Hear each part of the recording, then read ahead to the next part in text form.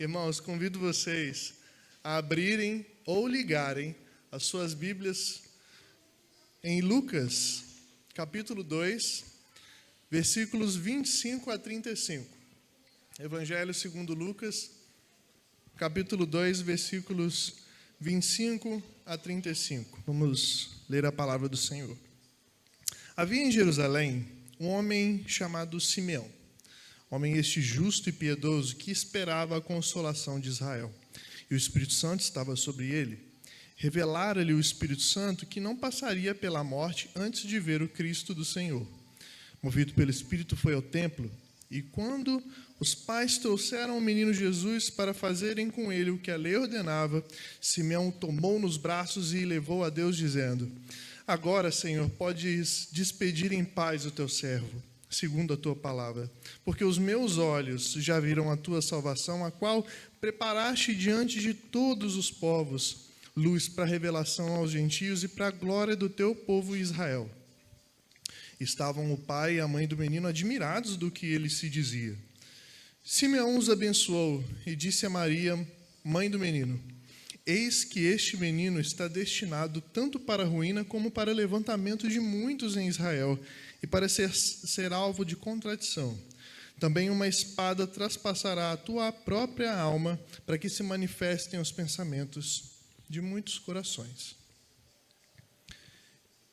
Irmãos, qual a reação de vocês quando estão diante de uma situação de ter que prestar consolo a uma pessoa? O que vocês fazem diante de alguém que precisa de um ombro amigo?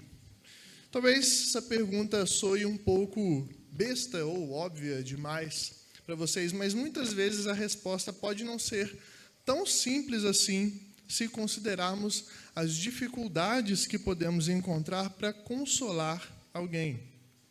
Digo isso por experiência própria, porque quando me deparo com uma situação dessas, nem sempre sei o que fazer, nem sempre sei o que dizer. Por exemplo, um momento que sempre me pega é quando eu preciso lidar com a morte, seja de um ente próximo ou principalmente de um amigo, uma pessoa querida para um amigo ou uma amiga. Eu sempre enfrento um dilema interno de como transmitir à pessoa que sofre um pouco de solidariedade, de ânimo em meio ao sofrimento. O que dizer? Dizer um simples meus sentimentos ou eu sinto muito parece muito pouco. Como dizer? Será que se eu falar do Evangelho soará como clichê para essa pessoa? Será que devo eu falar alguma outra coisa além do conforto de Deus para instigar a pessoa a desafogar sua tristeza? Será que eu apenas fico quieto, abraço e me mantenho junto à pessoa? Consolar definitivamente não é algo muito fácil, principalmente porque nós não iremos, em muitas situações, conseguir solucionar aquilo que gera o desconforto de alguém. Qual de nós já conseguiu fazer alguém voltar à vida depois da morte para acabar com o sofrimento de uma pessoa? Qual de nós já conseguiu fazer com que o ferimento de um filho, de uma dessas pequenininhas que estavam aqui, por exemplo, curasse em um estalar de dedos depois de cair da bicicleta, depois de machucar feio com alguma outra coisa? Qual de nós já conseguiu fazer a frustração de alguém passar rapidamente depois de ser roubado? Qual de nós já conseguiu instantaneamente acabar com o medo de alguém em uma situação apavorante? Quebrando um pouco dessa tensão, que eu sei que ficou um pouco tenso o início, uma situação de consolo um pouco engraçada aconteceu conosco lá no seminário nesse ano que passou, durante as aulas de Hebraico 1 e 2. Desde o início, nosso professor, assim como o nosso diretor lá, o capelão também, nos primeiros dias da nossa recepção, brincavam que no início o hebraico, da mesma forma que o grego, seria difícil, mas que nós deveríamos ficar muito tranquilos, porque depois, com o longo das aulas, tudo ia piorar. e realmente piorou mesmo, mas graças a Deus consegui tirar boas notas.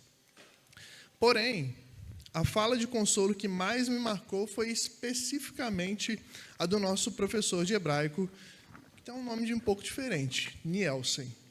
Ele leciona apenas o hebraico do primeiro ano, ou seja, o que eu estudei já, enquanto que o professor Paulo On, que é um professor conhecido no nosso meio presbiteriano, ministra as aulas que eu terei no ano que vem, se assim Deus permitir, no segundo ano. Visto que o professor Paulo On ganhou uma fama de que as suas aulas são mais difíceis, ele também é um pouco mais carrancudo, por causa do jeito de ser coreano dele, da cultura dele, a minha turma estava fazendo uma campanha para que o Nielsen, o professor do primeiro ano, muito legal, fosse o nosso professor de hebraico do ano que vem.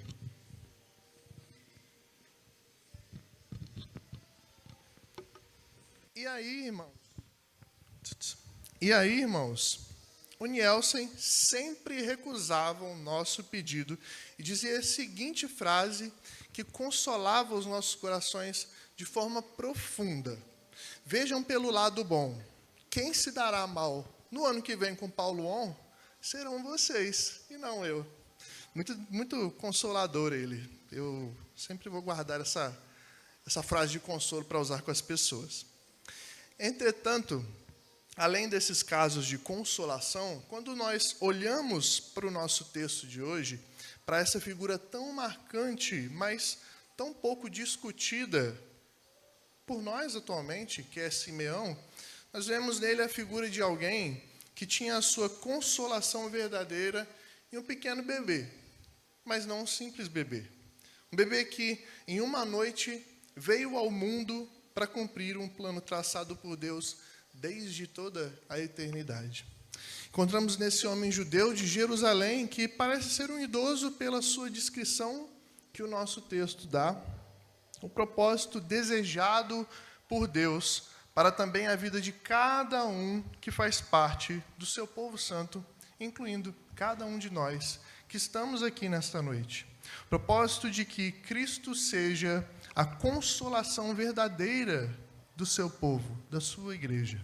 Mas como Cristo se torna a nossa consolação verdadeira, como foi para Simeão? Em primeiro lugar, veremos que Jesus passa a ser a nossa consolação verdadeira quando ele se torna, ao mesmo tempo, a nossa real esperança. Em segundo lugar, Jesus se torna a nossa consolação verdadeira quando nele e em sua promessa nós somos plenamente satisfeitos. E, em último lugar, e não menos importante, Cristo passa a ser a nossa consolação verdadeira ao mesmo tempo que partilhamos com ele de suas alegrias, também dos seus sofrimentos. Como então, primeiramente, Cristo deve ser a real esperança do seu povo? Logo no início do texto, no versículo 25, Simeão é descrito por Lucas como um homem que esperava a consolação de Israel. E no Antigo Testamento, mais precisamente em Isaías, a partir do capítulo 40, estão ali descritas algumas profecias que anunciavam que Deus traria ao seu povo a consolação depois de todo o tempo que eles sofreram e que eles também sofreriam nas mãos de outros povos, como o povo babilônico, o medo-persa, os gregos e o povo que tinha o poderio do império na época de Simeão, que eram os romanos. E pensando que no período de Simeão não se tinha todas as informações necessárias que nós temos hoje do plano de redenção e de salvação de Deus, com todos os detalhes necessários dados na Bíblia que nós temos hoje, além também da dureza da mente humana, que é dominada pelo pecado por natureza, boa parte das pessoas da época acreditavam que Cristo, o ungido de Deus, aquele que traria a consolação de Israel profetizada em Isaías, seria uma espécie assim de líder político que traria a glória novamente à nação de Israel. Isso não quer dizer que não havia pessoas durante toda a história que entendiam o real motivo da vinda de Jesus e nele colocavam a sua fé. O ponto aqui que eu quero destacar é que enquanto uns entendiam o real papel de Jesus como Cristo, o Messias, o ungido de Deus, outros não conseguiam enxergar o real propósito da vinda de Cristo. E é aí que Simeão se destaca no nosso texto.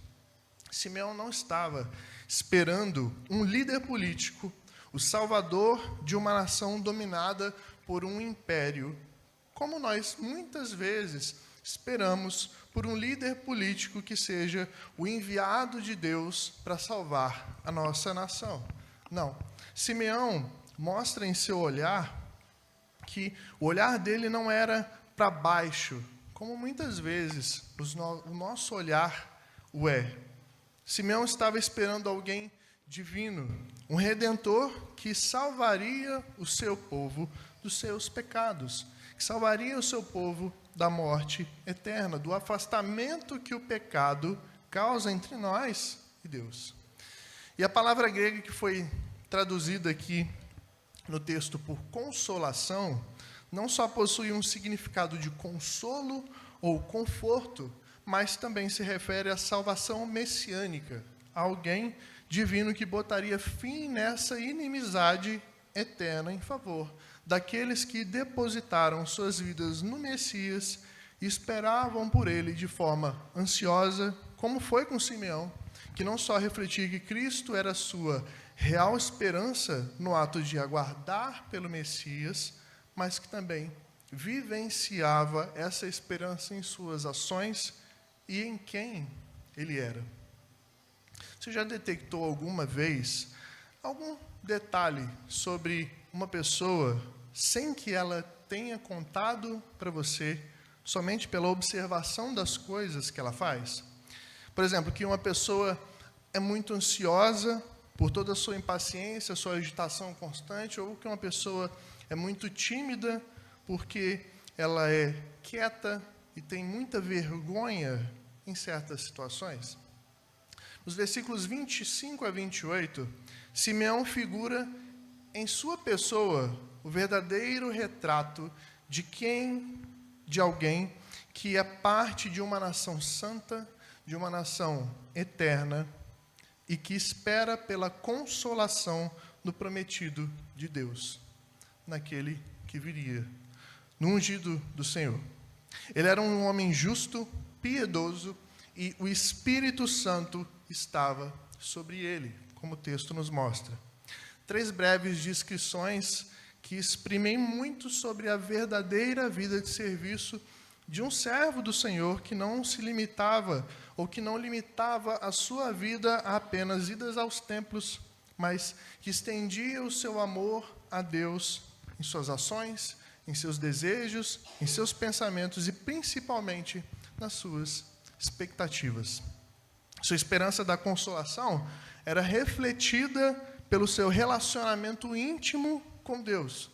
O Espírito Santo estava sobre ele ao ponto de que ele se tornou parte do cumprimento da profecia da consolação de Israel.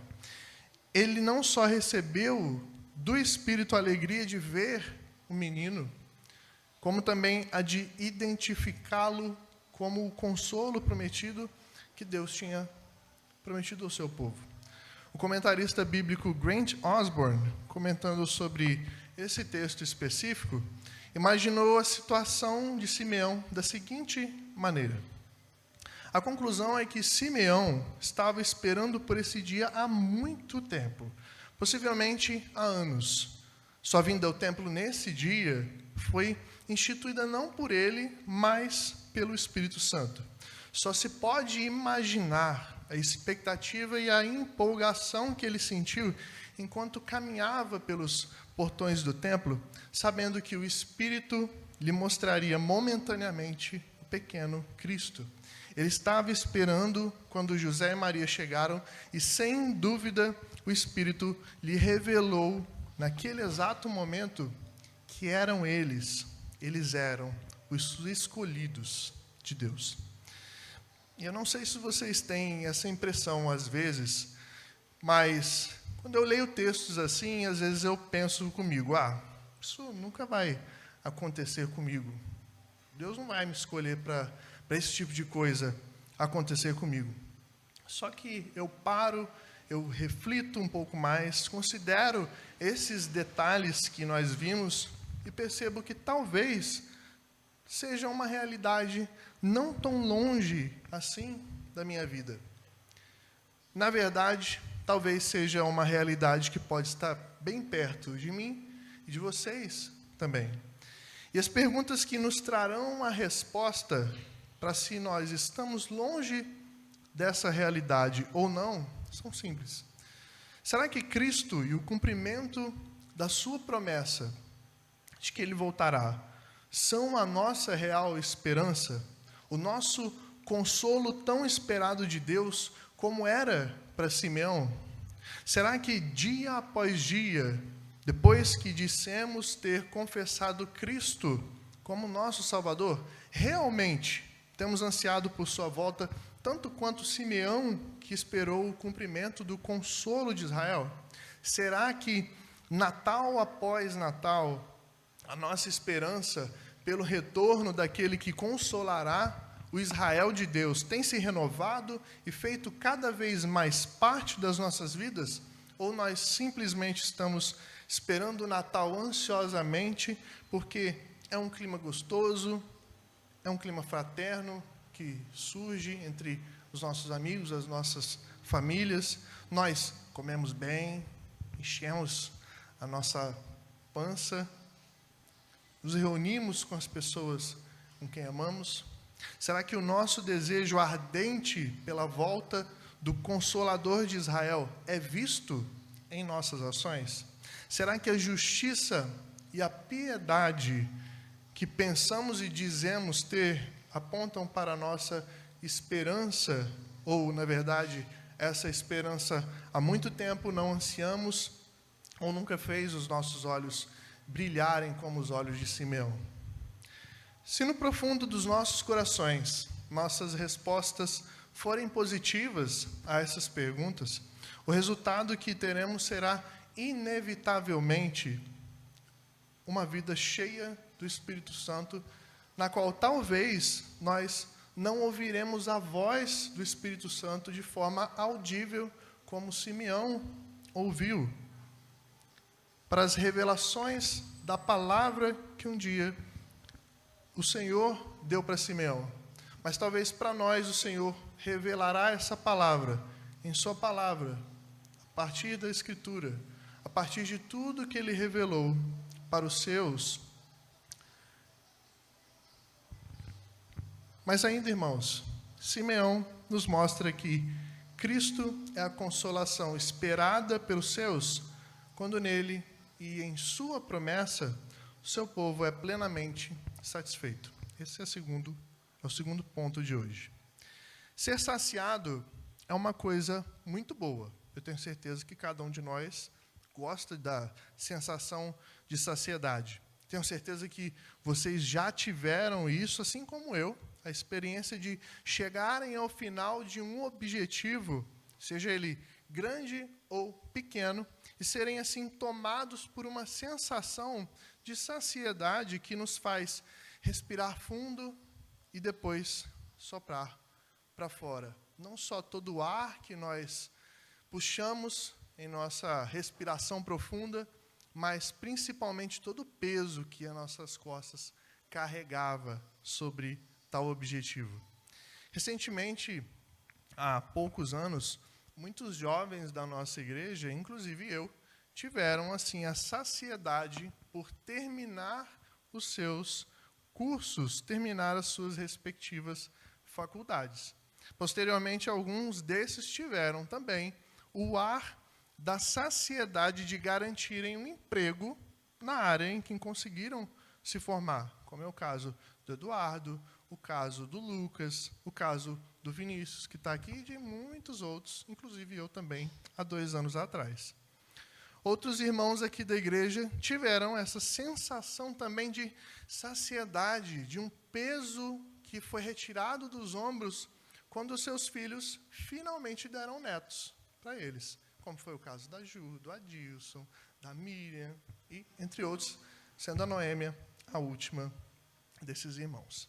Entretanto, quando nós olhamos para os versículos 29 a 32, Simeão nos ensina que a saciedade que ele tinha em seu coração, principalmente naquele momento, não se equiparava a nenhuma dessas outras que desfrutamos, que podemos desfrutar em nossas vidas.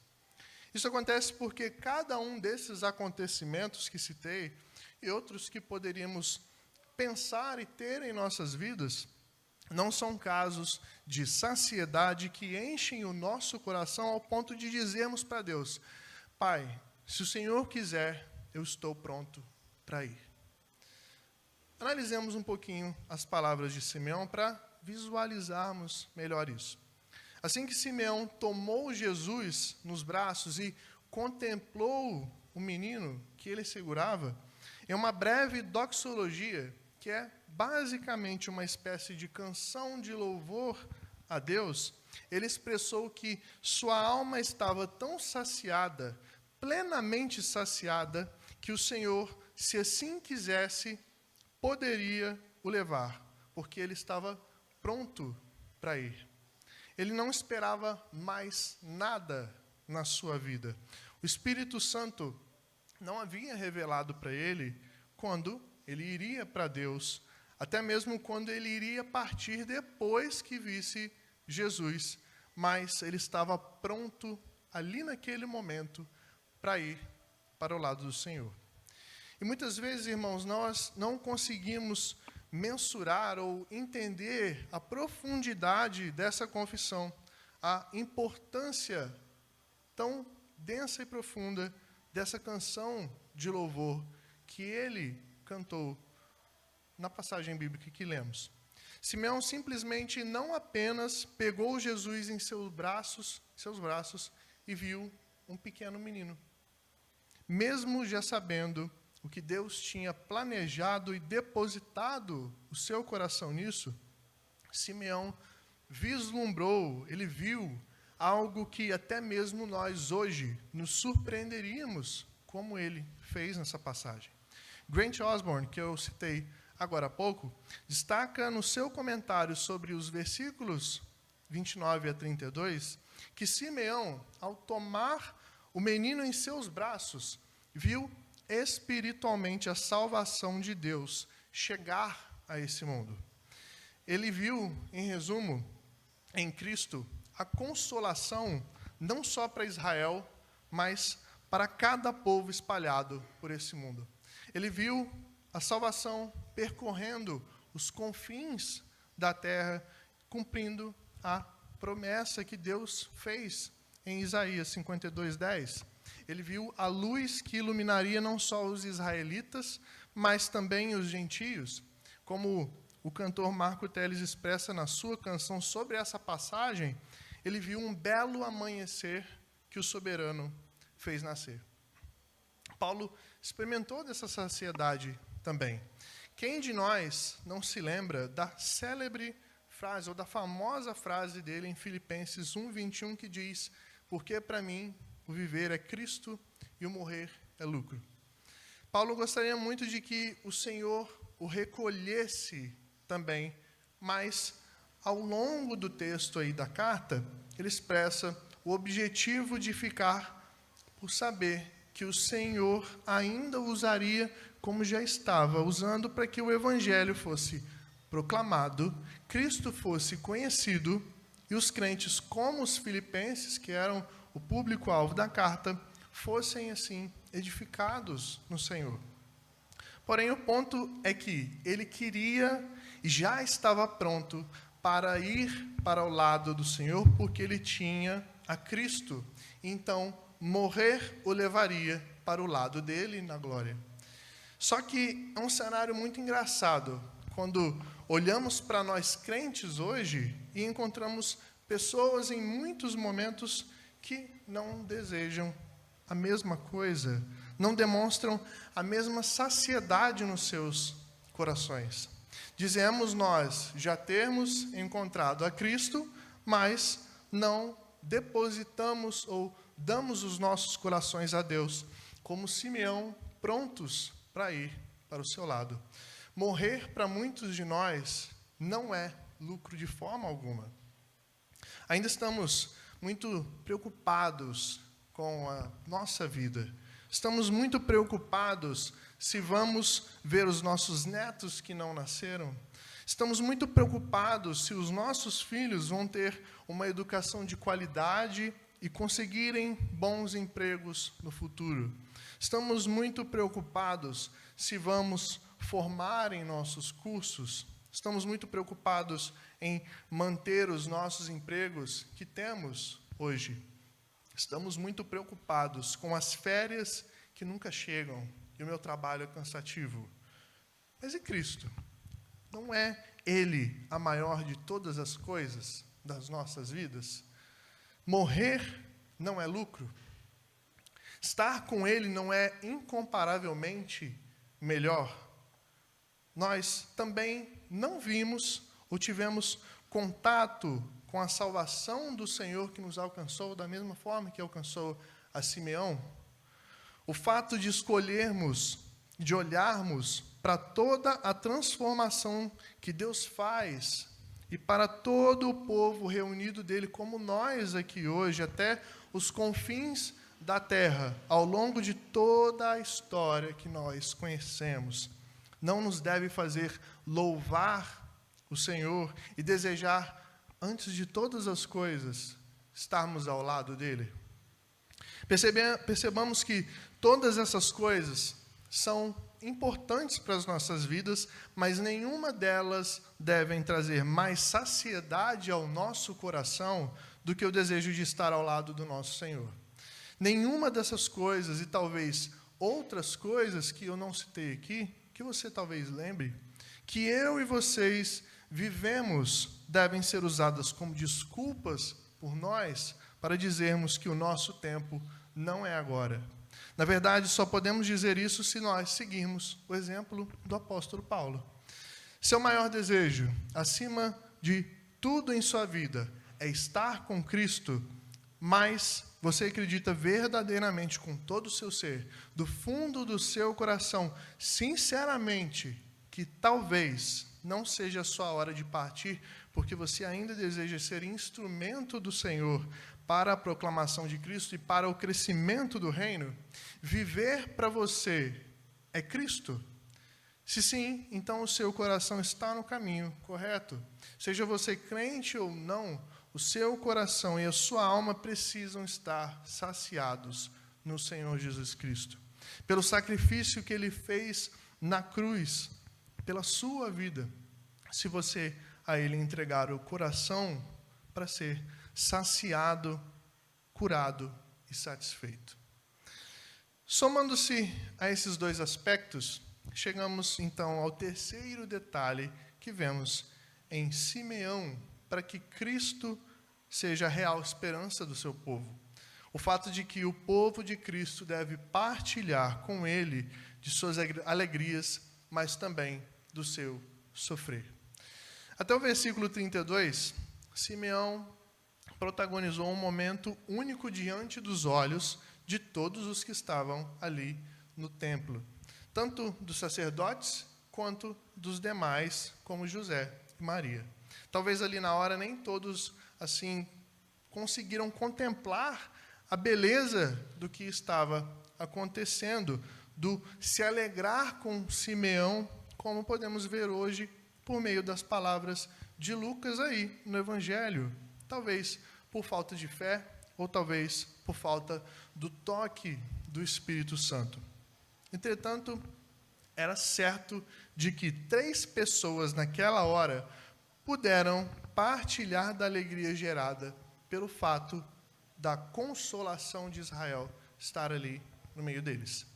Além de Simeão, que obviamente expressou toda essa alegria e regozijo pelo que nós vimos, pelo cumprimento da promessa de Deus acontecer assim, diante dos seus olhos e dos seus braços. No versículo 33, Lucas informa que José e Maria também sentiram toda a alegria que Cristo proporcionava, assim, aos seus separados, naquele momento específico. Da mesma forma que Simeão e também desse Senhor, usado pelo Espírito Santo, José e Maria, eles puderam ver e contemplar a salvação de Deus, que era para eles, mas também para todo aquele que crê, independente de raça, de povo e de nação. Eles ficaram tão admirados que esse sentimento ficou estampado nos seus olhos, porque senão Lucas não tinha descrito para a gente aí. Grant Osborne, novamente, comentando sobre essa parte do texto especificamente, diz o seguinte: José e Maria estão cheios de admiração por tudo o que está sendo dito, continuando o espanto que caracteriza a todos que entram em contato com o menino Jesus. Maria sabia do destino de Jesus desde o começo, a partir da mensagem de Gabriel, mas ouvir os detalhes e perceber mais detalhadamente o que tudo isso implicaria seria impressionante para ela. E é curiosa essa situação, irmãos. Até aquele encontro com Simeão no templo, José e Maria tinham vivenciado vários únicos momentos que certamente mexeram com seus corações como nada nesse mundo ou nada em suas vidas poderia fazer com eles. Primeiro, José e Maria tiveram um contato direto com o anjo Gabriel, que veio anunciar e confirmar a profecia de que eles seriam os pais humanos do Filho de Deus. Depois, Maria, no encontro com seus familiares, Isabel e Zacarias, presenciou não somente o que Deus fizera a Zacarias por meio do anjo Gabriel, tirando a sua voz até o cumprimento da profecia sobre o nascimento de João Batista, mas também a reação de louvor de Isabel e principalmente a de João Batista no ventre dela, que estremeceu, talvez, de uma forma muito mais intensa do que um bebê poderia, assim, se mexer na barriga da sua mãe. Além disso, claro, tem o ponto mais importante. O nascimento de Jesus foi um momento especialíssimo na vida deles. Por mais que eles não tivessem uma hospedaria confortável, um hotel naquela época bem luxuoso que os abrigasse, que Jesus tivesse nascido em uma manjedoura, em um lugar simples e sem muito conforto, José e Maria foram envolvidos por Deus naquela noite. Sabe por quê?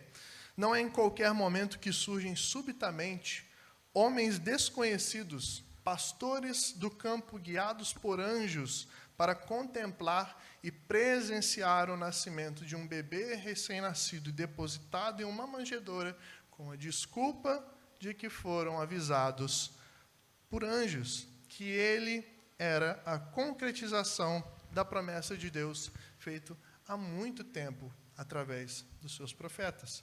Tenho certeza que se nós presenciássemos isso, como eles dois presenciaram, veríamos também de muito perto o cuidado de Deus e nós não teríamos nenhuma dúvida disso.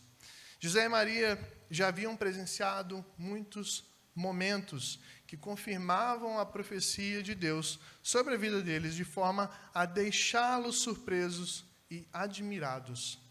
Entretanto, apesar de presenciarem tantas maravilhas como essas que nós relembramos agora, eles não ficaram indiferentes com as palavras de Simeão, mas, pelo contrário, Deus, através de Cristo, proporcionou a eles, mais uma vez, a alegria de contemplarem todo aquele acontecimento que ocorria diante dos seus olhos, com admiração e êxtase que eles talvez já tinham sentido apenas nesses momentos específicos de cumprimento da promessa do Senhor.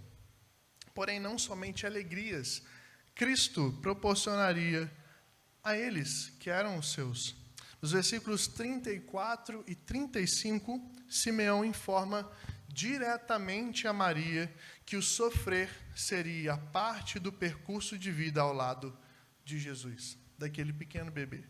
Como podemos ver nas palavras de Simeão, quanto a você, Maria, uma espada atravessará a sua alma.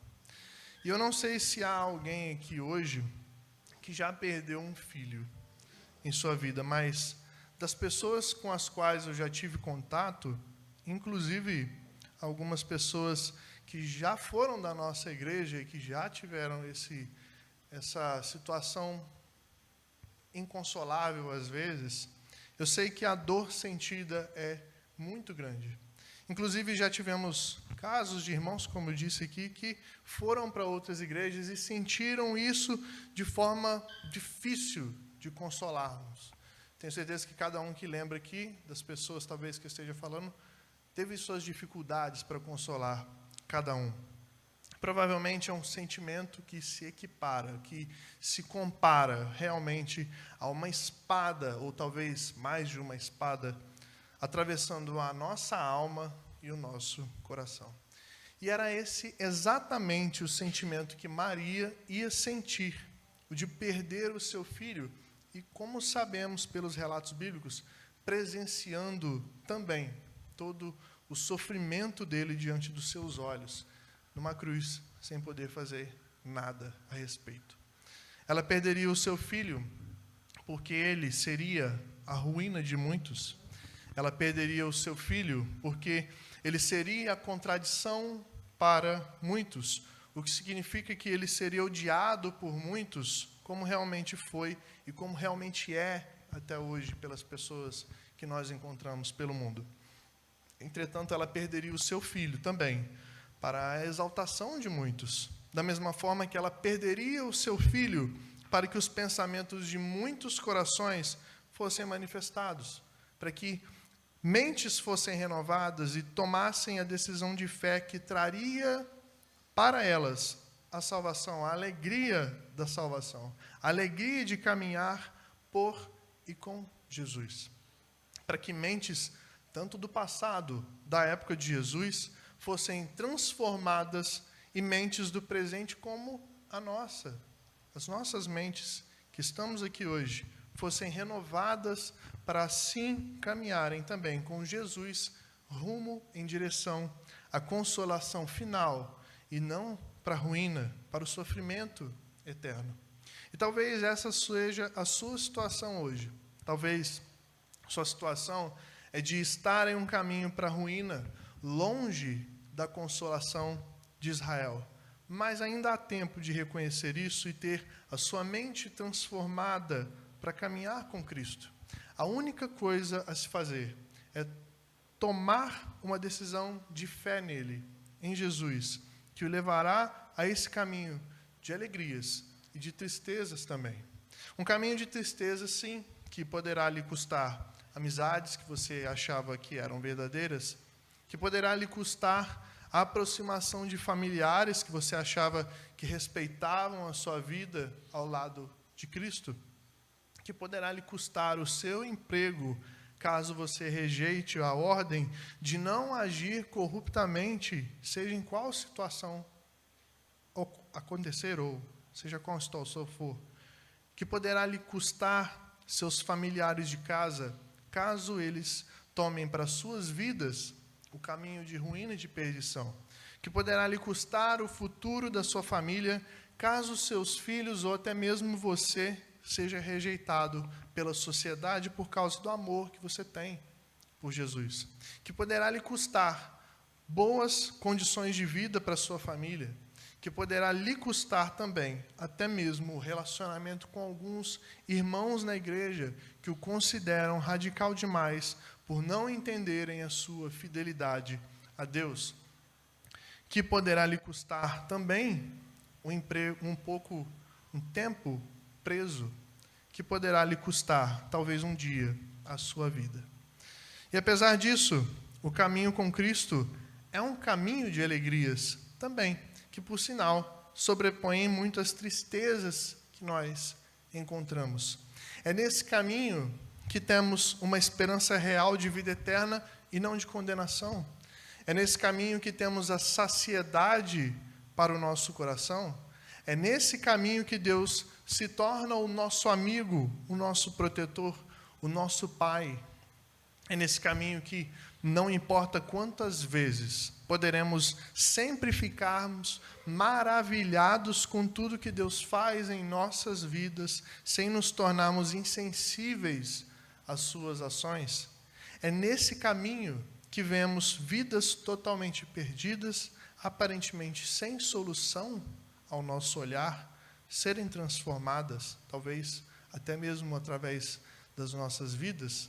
É nesse caminho que vemos famílias lindas crescerem, e pode ser a nossa. É nesse caminho que vemos famílias sendo restauradas, e pode ser a nossa. É nesse caminho que podemos servir na casa do Senhor, como nós fazemos aqui.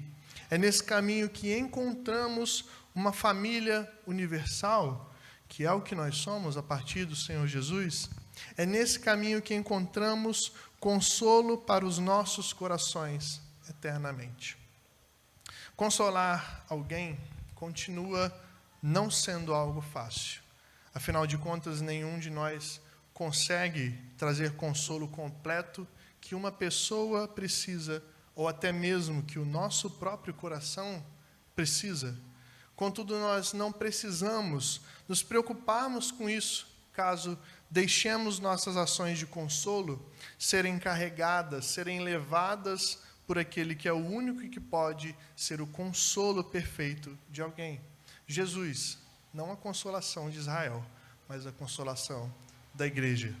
Aquele que pode saciar plenamente os nossos corações por meio de uma esperança real que nos oferece uma vida de alegrias infinitas ao seu lado, que sobrepõem de forma incomparável, que passam por cima de forma incomparável as tristezas finitas que terão fim, que também precisamos encontrar nessa nossa jornada ao seu lado. Que Deus assim nos abençoe, irmãos. Vamos orar? Senhor, pela graça recebida de Ti, nós podemos também nos alegrarmos como Simeão se alegrou com ao Senhor Jesus. Nós não o encontramos como bebê, mas como nosso Salvador, como aquele que transforma os nossos corações, e Te rogamos que neste Natal o Senhor faça dele, ó Pai, continuamente a consolação do nosso coração. Como foi a consolação para Simeão? Use, ó Pai, essa consolação que Ele traz para nós, para que as nossas vidas sejam saciadas por Ele. Que as nossas vidas, apesar das tristezas, tenham as alegrias ao lado do Senhor Jesus muito maiores, muito mais satisfatórias para a gente.